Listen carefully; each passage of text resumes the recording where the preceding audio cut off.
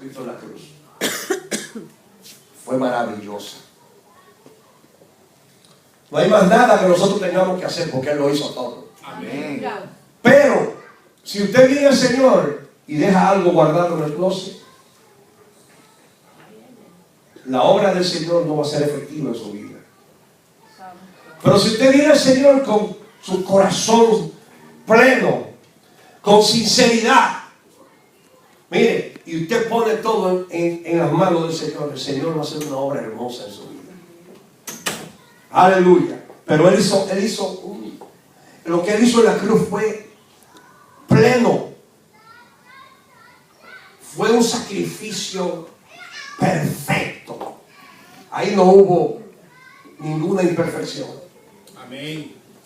Cuando venimos al Señor, si lo hacemos de corazón, sentimos y podemos ver la transformación de Dios en nuestras vidas. Porque verdaderamente el sacrificio de Cristo en la cruz tiene un valor. Amén. Aleluya.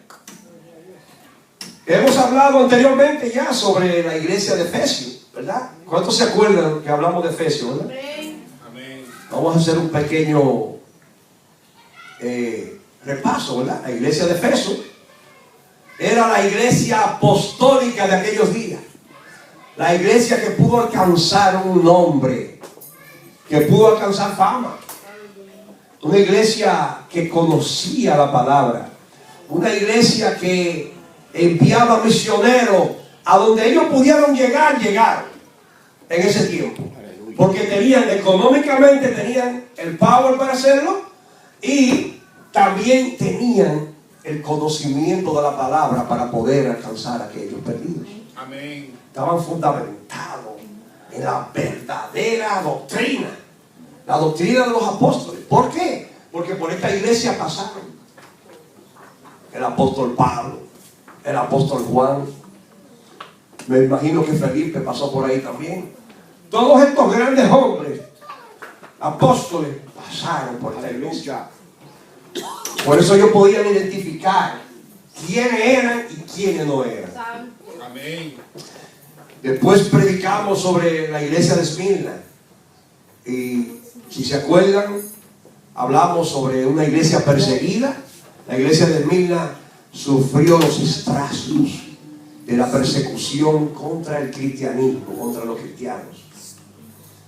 Fue una de las iglesias que sufrió las atrocidades más terribles.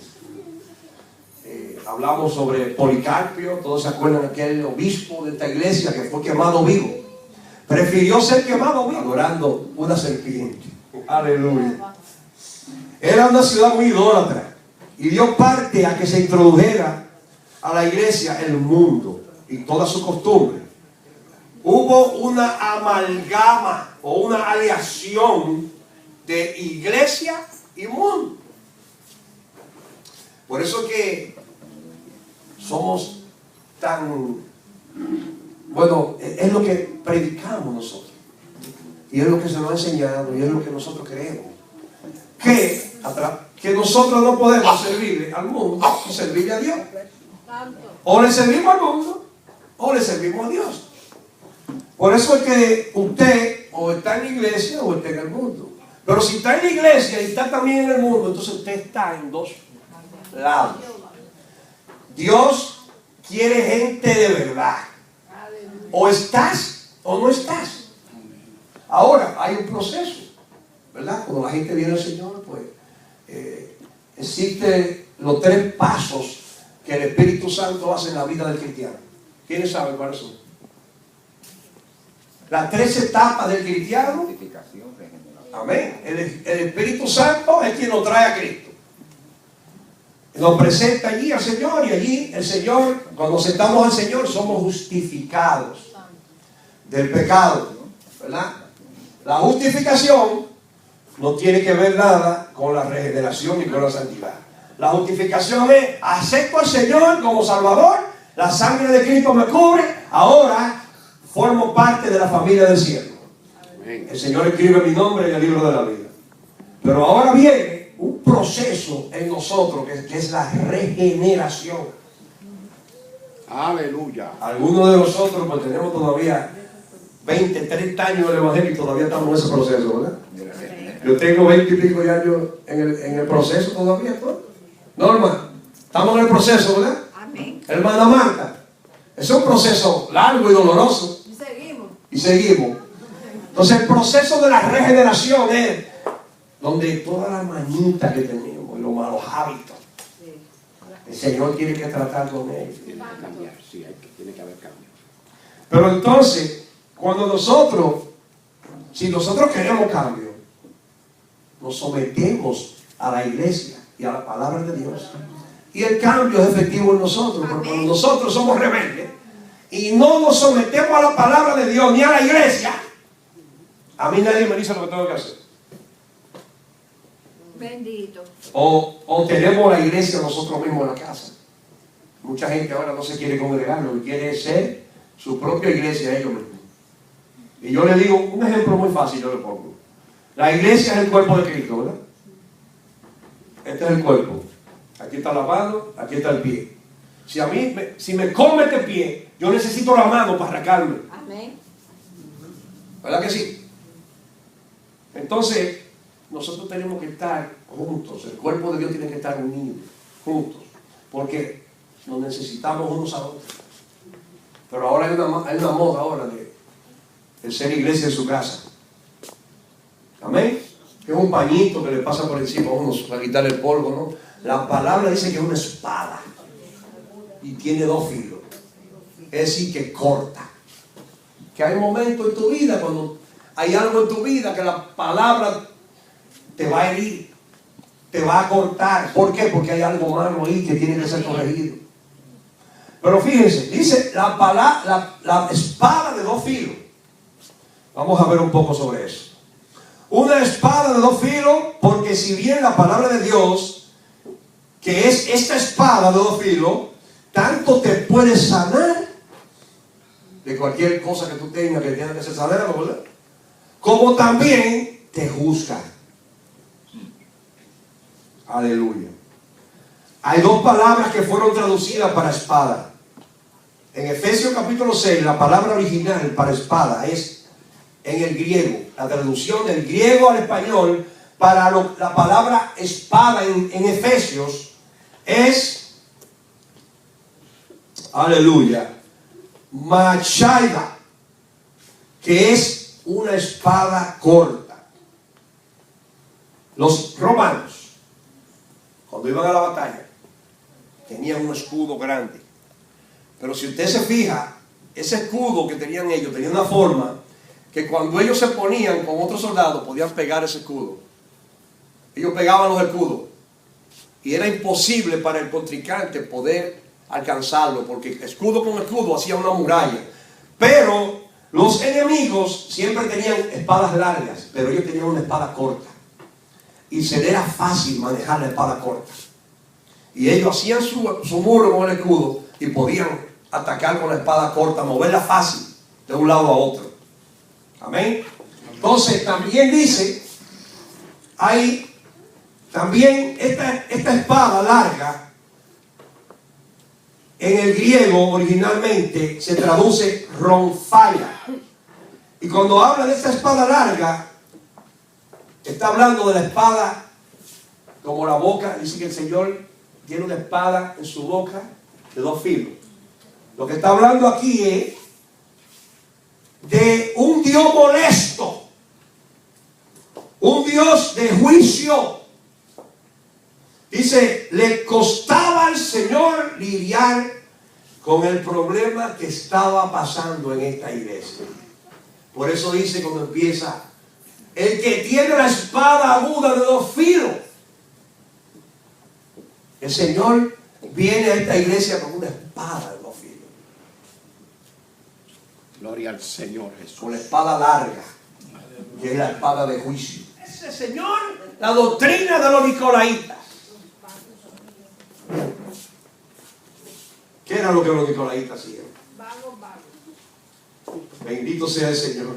Bendito Jesús. Esta es otra censura a esta iglesia. Dos censuras van dos censuras.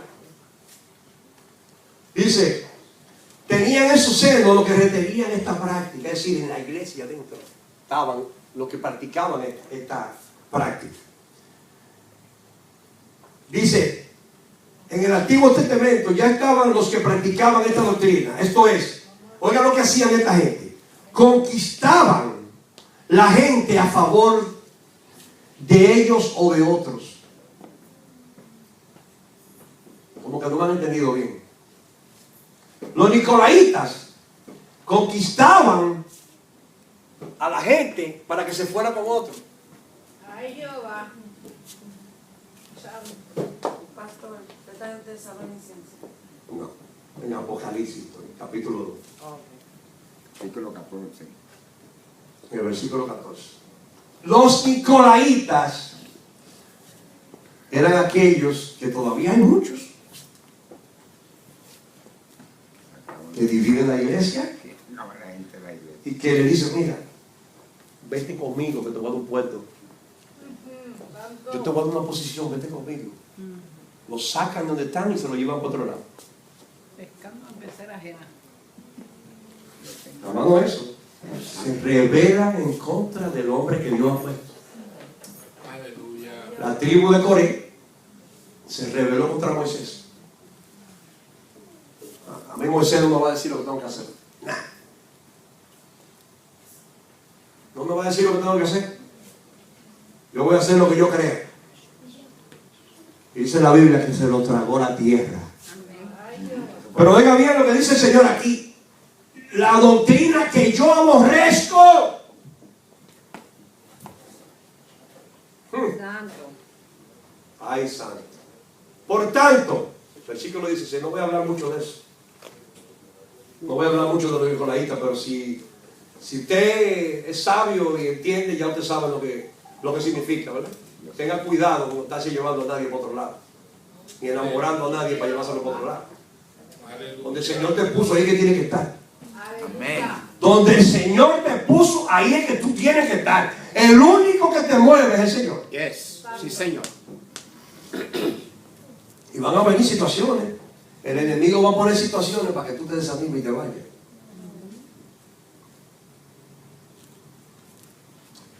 Bendito sea el nombre del Señor. Por tanto, ahora viene la cosa buena. El Señor le dice, por tanto, arrepiéntete. Pues si no, vendré a ti pronto y pelearé contra ellos con la espada de mi boca. El pleito no es de nosotros, el pleito del Señor. Amén. Él es quien pelea por ti. Lo que te han quitado, Benjamín, Amén. Él es el que va a pelear por ti. Y nunca ha perdido una batalla. Y nunca ha perdido una batalla.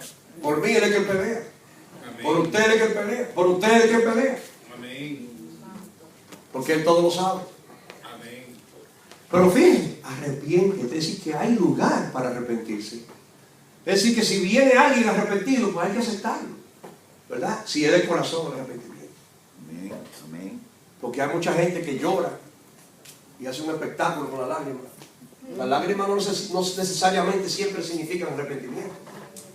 Hay lágrimas, dicen que hay lágrimas que se llaman lágrimas de cocodrilo. Los cocodrilos siempre están llorando. Hacía tiempo yo. Por sorpresa. Pero cuando el arrepentimiento es verdadero y sincero, mire, el Espíritu Santo viene y te levanta y te restaura. Y eso se ve.